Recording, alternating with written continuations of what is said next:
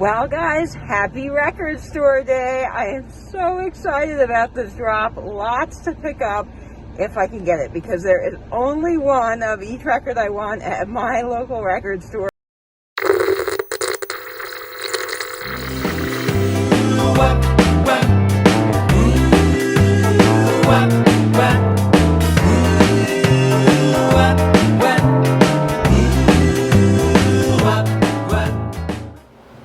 Hey guys, this is Katie with Vintage and Vinyl, back with another great video for you today. And in this video, I'm excited to be talking all things Record Store Day Black Friday. Now, I know that releases were limited this year, so not everybody got everything they wanted, but I was pretty lucky and got everything on my want list. I also live in a smaller city compared to other cities that do Record Store Day. I mean, Jacksonville is big, don't get me wrong, but there aren't as many vinyl lovers in our area that come out for Record Store Day, so it's a little bit easier for me sometimes to get some of the things I want. So I was very excited that I picked up everything on my list, and I hope all of you guys in the VC got what you wanted as well. So I can't wait to show you some of my releases and take you through my experiences at Record Store Day. So all of this and more coming right up.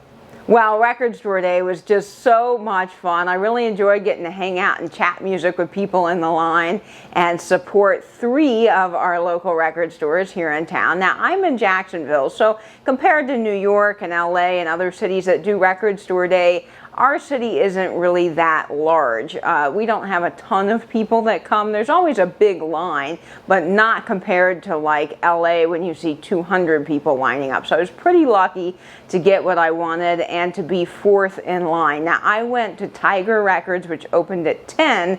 I went at 7 and got in line, and I was already the 4th person. So next year I might go a little bit earlier. It's kind of hard to gauge how early you need to go to some of these record stores, particularly here because there's a few more opening up, and there's always one that's more popular than the others because it's been around longer, so you never know. But I was lucky that the first 4 people didn't want what I wanted, so I knew immediately that I was going to be good as gold, that I would get whatever it was that they had from their preview picture, which was great. So I went to Tiger Records first. I got a couple of records there. There were still 2 records on my list. They didn't even get in, so I went to the second record store, which opened at, I believe, 8 or 9. I could be wrong, but that's yesterday and today's records downtown. They're the ones that's been doing this the longest, so they always have a huge line, people camping out overnight.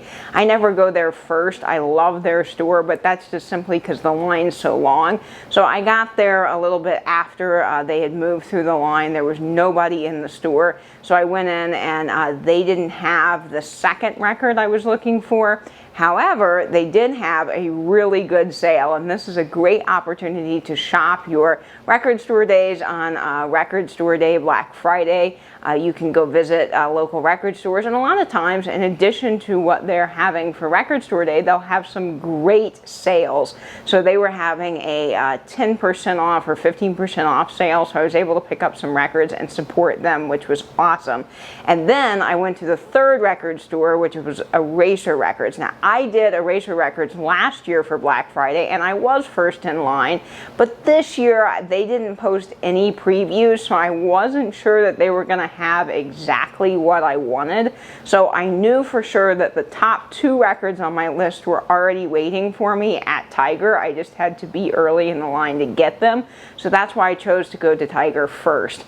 And then Eraser was the third record store I went to. Now, they opened at noon, and by the time I got there at about 12:15, they had already moved through their line, and they did have the remaining 2 records I was looking for, which was very exciting, and I was kind of surprised that they were sitting there waiting for me. So I was glad to pick those up and chat with the record store owner. So that was a lot of fun. Now, I did film some footage from a few record stores. I didn't get all the record stores that I visited, but I was able to get a little bit of footage. So I'll show that to you now, and then I will jump into the haul and tell you about some of the records I picked up. Well guys, happy Record Store Day. I am so excited about this drop. Lots to pick up if I can get it, because there is only one of each record I want at my local record store.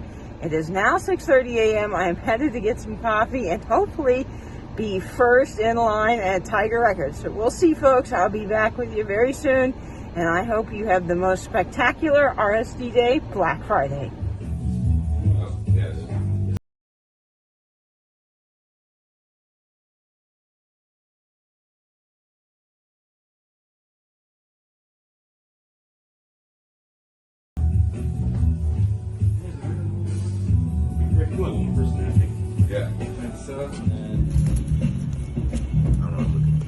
Yeah. I don't know what the cover is on the Trippy Red because it's two albums.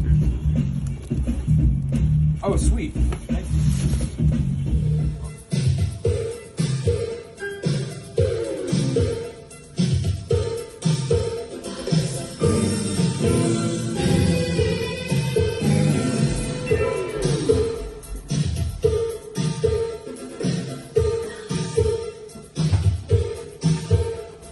Well, guys, I am back from Record Store Day, and it was a smashing success. I was very lucky to get everything on my want list and a couple of vinyl for a few friends across the VC, so that was very exciting. But I hope all of you in the VC got everything that you wanted as well. I know there were a lot of limited releases this drop, and it was hard to get some of the things that people wanted. So hopefully you got some good vinyl, and I just so enjoyed the day. It was a fabulous time getting to chat music with people on the line, pick up some amazing records, and I can't wait to go listen to them now. So I'm going to head up to my apartment, chill out with some vinyl. Okay, so the first record I got was high on my want list, so I knew I had to get this. This is none other than Screamin' Jay Hawkins with My Little Shop of Horrors. Now, this record has an interesting story because it was originally released in the 70s with a different name, and then in the 2000s they released this on CD and titled it My Little Shop of Horrors, and they added I Put a Spell on You and It's Only Make Believe, two of Screamin' Jay Hawkins' classic releases. And I knew when this was finally being re-released on vinyl with the additional songs from the CD that I had to have it. If you know anything about Screamin' Jay Hawkins, he really did start the whole genre of shock rock, and a lot of his songs were quite racy for the 50s. In fact, some radio stations wouldn't play it. He was known for coming out on stage in a coffin and screaming and doing all this just wild stuff, and this record is so cool to listen to because it has I Put a Spell on You, which is pretty hard to find on vinyl if you're looking for an original press.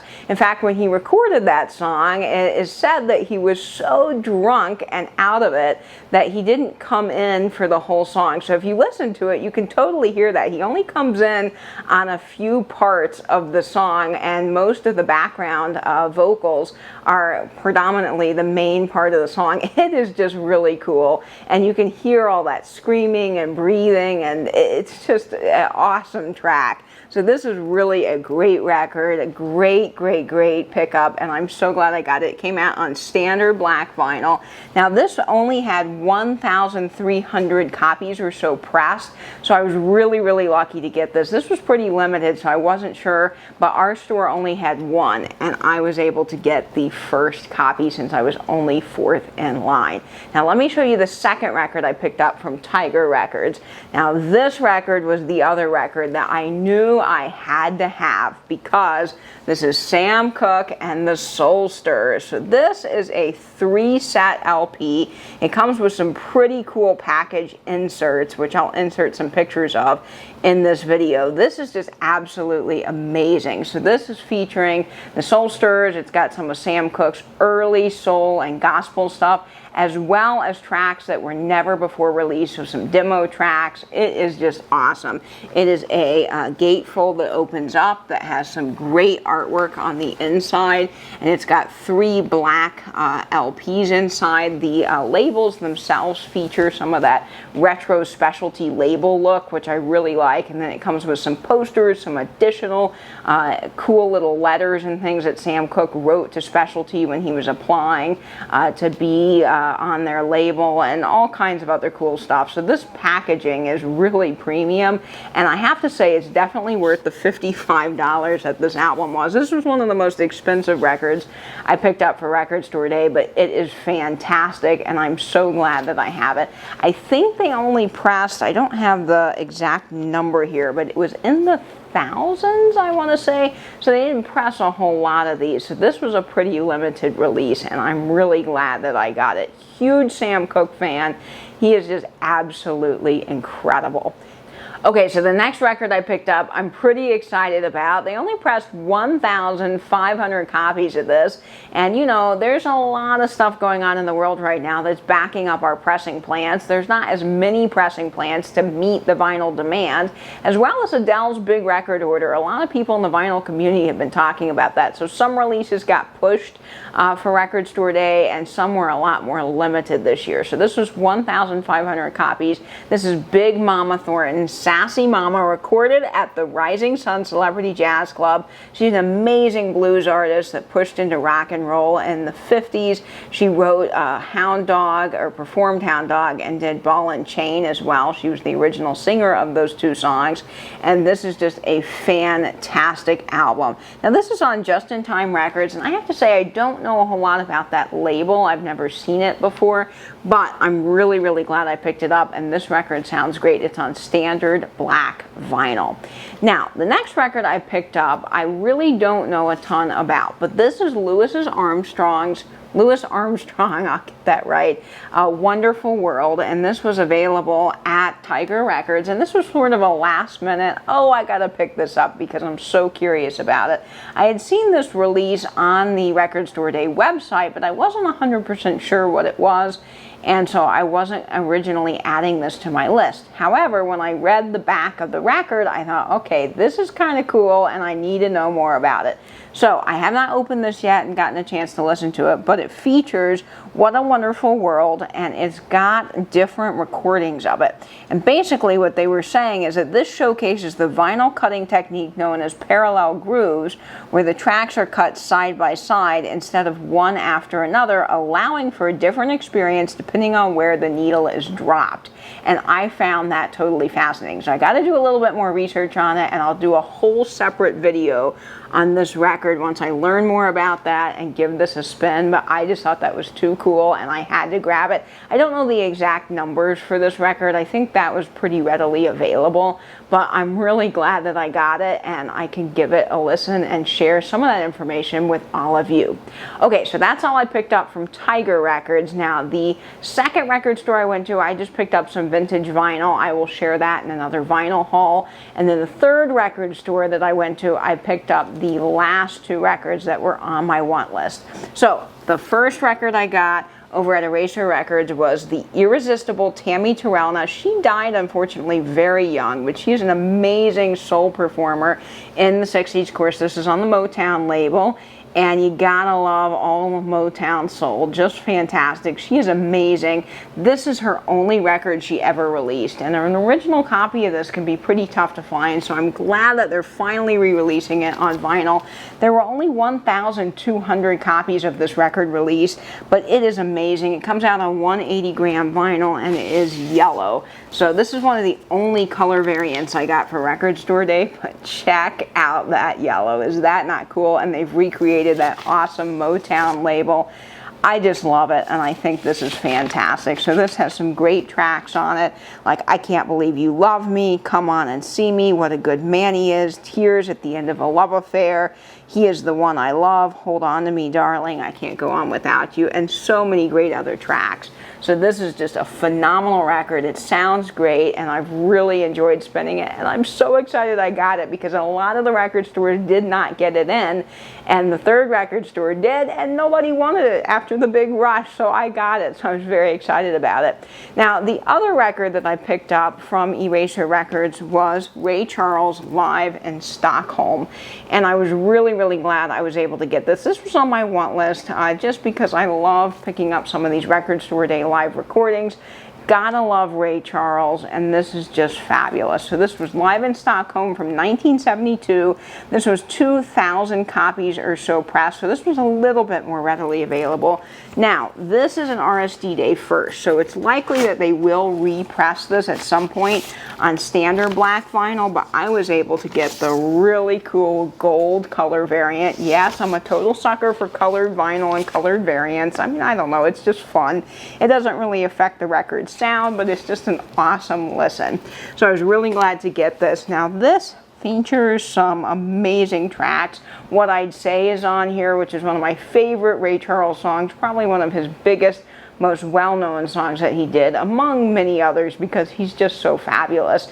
But I was really glad to get this. Now, What I'd Say is a pretty hard song to find on vinyl. Some of his original stuff can go for quite a bit of money in good condition, so I was really glad to find that on vinyl and pick this up. It's got some great cover art on it, and overall just a fantastic album. I haven't totally taken it out of the shrink yet because I love to save my hype stickers and put that in with my vinyl. So I have given this a listen. It is fantastic. Love the color variant, and this is on the TRC Tangerine record label.